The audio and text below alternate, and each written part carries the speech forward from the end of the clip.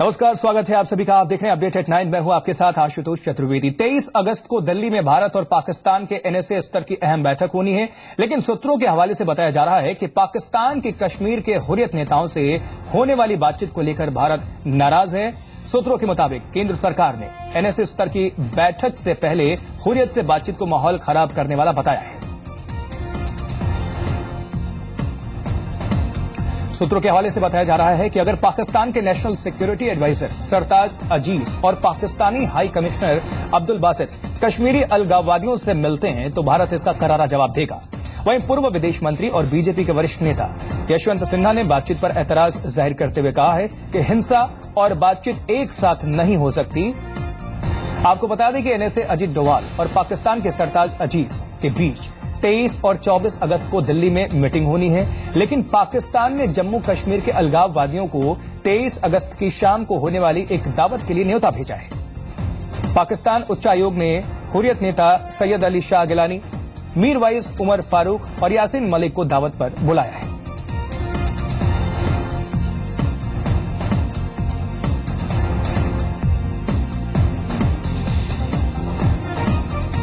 आतंकवाद और बातचीत दोनों साथ साथ नहीं चल सकते हैं। वर्तमान जो नेशनल सिक्योरिटी एडवाइजर हैं, इनका भी यही मत होता था। प्रधानमंत्री जी ने स्वयं कहा था कि अगर गोलाबारी होती होगी और बंदूक की गोली चलती होगी तो उस आवाज में दूसरी आवाज कैसे सुनाई देगी। इसीलिए बातचीत से आज तक कोई नतीजा 70 वर्षों में नहीं निकला है और मुझे नहीं है कोई उम्मीद कि इस बातचीत से भी कोई नतीजा निकलने वाला है, और इसीलिए ये समय की बर्बादी है।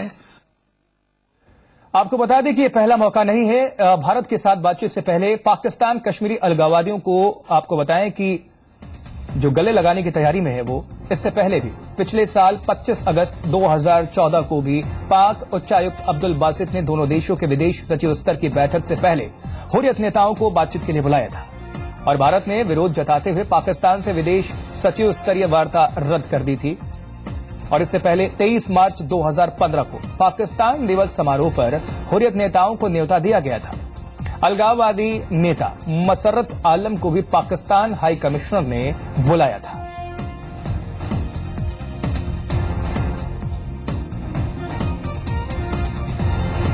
उधर दिल्ली सरकार ने आज बिहार सम्मान समारोह का आयोजन किया, जिसमें बिहार के मुख्यमंत्री नीतीश कुमार मुख्य अतिथि रहे। समारोह में दिल्ली के सीएम अरविंद केजरीवाल और नीतीश ने मंच साझा किया, और इस दौरान नीतीश कुमार ने कहा कि बिहार के लोगों में बड़ी ताकत है। अगर बिहार के लोग एक दिन काम ना करें तो दिल्ली ठप हो जाएगी। नीतीश कुमार ने प्रधानमंत्री नरेंद्र मोदी पर भी निशाना साधा। उन्होंने कहा कि पीएम कहते हैं कि दिल्ली का मूड देश का मूड है, तो दिल्ली का मूड देश ने देख लिया है, अब बिहार का देखेंगे।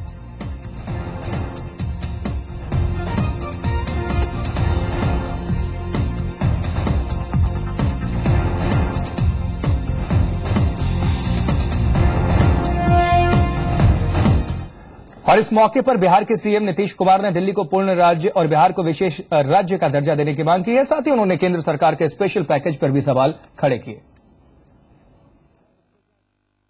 दिल्ली को पूर्ण राज्य का दर्जा दिया जाए, हम पूरे तौर पर आपके साथ हैं। बिहार में हमारी लड़ाई विशेष राज्य के दर्जा के लिए है। दिल्ली को पूर्ण राज्य का दर्जा दो और बिहार को विशेष राज्य का दर्जा दो।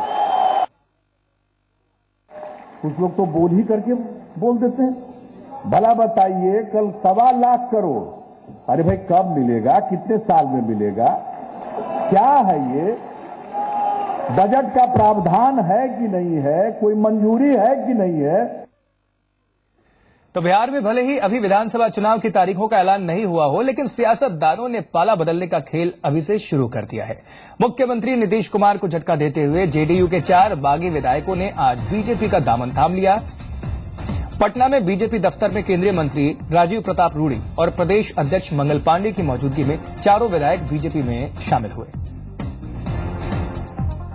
मीनापुर के विधायक और पूर्व लघु सिंचाई मंत्री दिनेश प्रसाद, सकरा के विधायक सुरेश चंचल, बाढ़ के विधायक ज्ञानेंद्र सिंह ज्ञानू और काराकाट से विधायक राजेश्वर राज बीजेपी में शामिल हुए।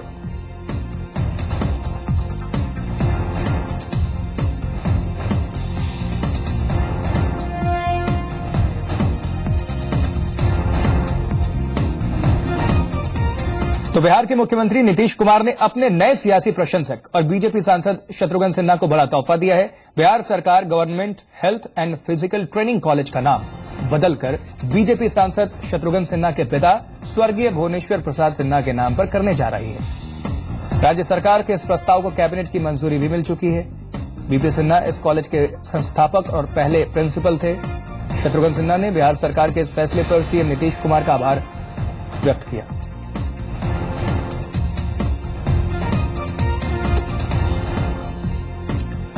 केंद्र सरकार की तरफ से बिहार को आज एक और तोहफा मिला है। सरकार बिहार के पिछड़े इलाकों में मैन्युफैक्चरिंग यूनिट लगाने पर टैक्स में छूट देगी और इसके लिए इनकम टैक्स एक्ट 1961 में बदलाव किए गए हैं। इसके तहत बिहार के 21 जिलों में मैन्युफैक्चरिंग यूनिट लगाने पर टैक्स में छूट दी जाएगी। योजना के तहत 1 अप्रैल 2015 से 31 मार्च 2020 के बीच पिछड़े इलाकों में मैन्युफैक्चरिंग यूनिट या फिर एंटरप्राइज सेटअप लगाने पर 15% अतिरिक्त डेप्रिसिएशन और 15% इन्वेस्टमेंट अलाउंस मिलेगा। ये छूट प्लांट और मशीनरी की लागत पर दी जाएगी।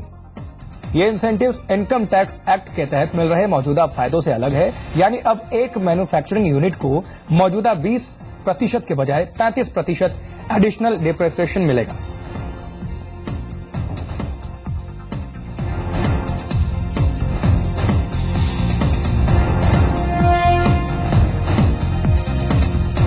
और जबकि 15% के बजाय 30% इन्वेस्टमेंट अलाउंस मिलेगा। तो बिहार के जिन जिलों को छूट का फायदा मिलेगा उनमें आपको बताते चले पटना, नालंदा, गया, जहानाबाद, नवादा, वैशाली, मुजफ्फरपुर, लखीसराय, समस्तीपुर, दरभंगा, मधुबनी, भोजपुर, रोहतास, कैमूर, औरंगाबाद, शिवहर, पूर्णिया, कटिहार, अररिया, जमुई और सुपौल इसमें शामिल है। आपको बता दें कि मंगलवार को प्रधानमंत्री नरेंद्र मोदी ने बिहार के लिए 1,25,000 करोड़ रुपए के पैकेज का ऐलान किया था। खबरों में आगे बढ़ते हैं। पर्यावरण मंत्री प्रकाश जावड़ेकर ने ओखला बर्ड सेंचुरी के 10 किलोमीटर दायरे में निर्माण पर लगी रोक को हटाने के लिए नोटिफिकेशन जारी कर दिया है। मंगलवार को पर्यावरण मंत्रालय ने ओखला बर्ड सेंचुरी के 10 किलोमीटर के दायरे में निर्माण पर लगी रोक को हटा दिया था। अब इको सेंसिटिव जोन 1.27 किलोमीटर के दायरे को ही माना जाएगा। नेशनल ग्रीन ट्रिब्यूनल यानी कि एनजीटी ने ओखला बर्ड सेंचुरी के 10 किलोमीटर के दायरे में कंस्ट्रक्शन पर रोक लगा दी थी और जिसके बाद 60 से 70 हजार ग्राहकों के घर का सपना अधर में लटक गया था।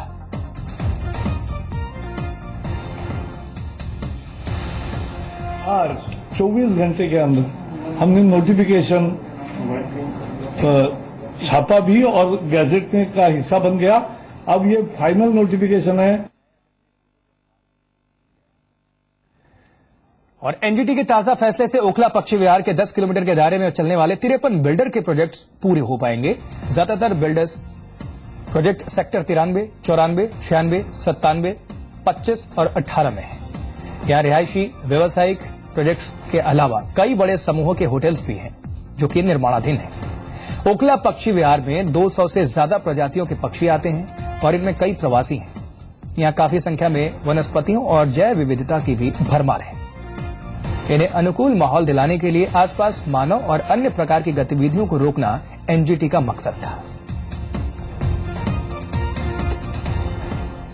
और आइए अब हम आपको बताते हैं कि इस फैसले से नोएडा में किन किन प्रोजेक्ट्स को राहत मिल सकती है।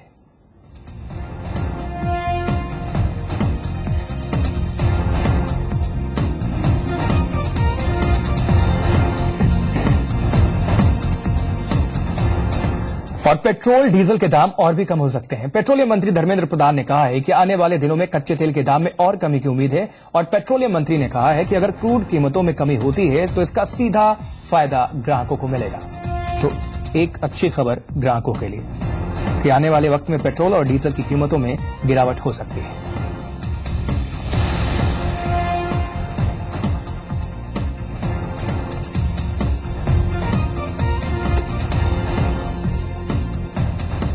उधर सीबीआई ने पूर्व टेलीकॉम मंत्री ए राजा सहित 16 लोगों के खिलाफ आय से अधिक संपत्ति का मामला दर्ज किया है और इनमें राजा के परिवार के सदस्य और दोस्त शामिल हैं। सीबीआई ने 20 जगहों पर छापे भी मारे हैं। स्पेशल सीबीआई कोर्ट में मामला दर्ज करने के बाद सीबीआई ने बुधवार को दिल्ली, चेन्नई, कोयम्बटूर, तिरुचिरापल्ली और पेराम्बलूर में छापे मारे हैं। आरोप है कि 1999 से 2010 के बीच केंद्रीय मंत्री और सांसद रहते हुए राजा ने करीब 28 करोड़ रुपए की संपत्ति जमा की, जो न केवल उनके नाम पर है बल्कि परिवार के सदस्य और दोस्तों के नाम पर भी है।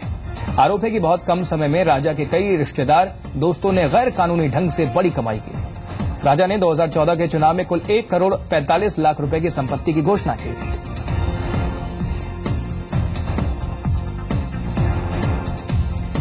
इकोनॉमिक ग्रोथ की सुस्त पड़ती रफ्तार से चीन को भारत से खतरा महसूस हो रहा है और चीन की ग्लोबल टाइम्स के मुताबिक इकोनॉमी में आ रही सुस्ती की वजह से चीन की कंपनियां भी भारत का रुख कर रही हैं। भारत की ओर रुख करने की एक वजह नई सरकार की आर्थिक नीतियां और ब्यूरोक्रेसी पर लगाम लगाने की कोशिश भी बताया गया है। बड़ा मैन्युफैक्चरिंग बेस होने की वजह से चीन को दुनिया की फैक्ट्री का तमगा हासिल है, लेकिन अब चीन को भी ये लग रहा है कि ये तमगा उससे छिन सकता है। चीन के सरकारी अखबार ग्लोबल टाइम्स के मुताबिक इकोनॉमी में आ रही सुस्ती की वजह से कंपनियां भारत का रुख करेंगी। चीन की कंपनी शाओमी ने भारत में बना अपना पहला मोबाइल हैंडसेट लॉन्च किया है। शाओमी भारतीय स्टार्टअप्स में अब तक $600 करोड़ के निवेश का ऐलान कर चुकी है, जबकि ताइवान की कंपनी फॉक्सकॉन ने महाराष्ट्र में करीब 30,000 करोड़ रुपए से ज्यादा के निवेश का करार किया है। लेनोवो ने भी चेन्नई में सालाना 60 लाख फोन असेंबली की क्षमता वाला प्लांट शुरू कर दिया है। गैजेट्स और स्मार्टफोन के बढ़ते बाजार को देखते हुए कंपनियां भारत आ रही हैं।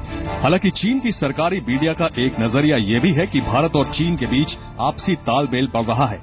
The leaders have noted with appreciation the positive momentum in investment projects as Chinese companies respond to the invitation to make in India and Indian companies expand their presence in China. Global times के मुताबिक नई सरकार के manufacturing पर जोर से कंपनियां भारत जा रही हैं। अखबार के मुताबिक नई सरकार निवेश की राह आसान बना रही है। ब्यूरोक्रेसी की ओर से लगाए जाने वाले अड़ंगे भी कम किए जा रहे हैं। ऐसे में चीन की कंपनियों को भारत में निवेश फायदेमंद लग रहा है। दरअसल 80 के दशक से चीन में औसत जीडीपी ग्रोथ 10% रही है, लेकिन दूसरी तिमाही में ये घटकर 7% रह गई है, जिसकी वजह से चीन के शेयर बाजार में उथल पुथल मची है। I think India is, without a doubt, a technology hub, and it's increasingly going to be a global technology hub. Software is now already a huge thing in India. You know, we talk about the Silicon Valley of India in Bangalore, for example. Manufacturing is now coming to India in a big way, you know, largely thanks to the Make in India program. Renewable energy के लिए काफी push है इस वक्त दुनिया में। For example solar panels और इस तरह की चीजों को इंडिया में मैन्युफैक्चर करने का सेंस बनता है। चीन की इकोनॉमी में पहले भी बढ़ते लेबर कॉस्ट, वर्क फोर्स की ढलती उम्र और सरकारी नीतियों में ट्रांसपेरेंसी को लेकर चिंता जताई जाती थी।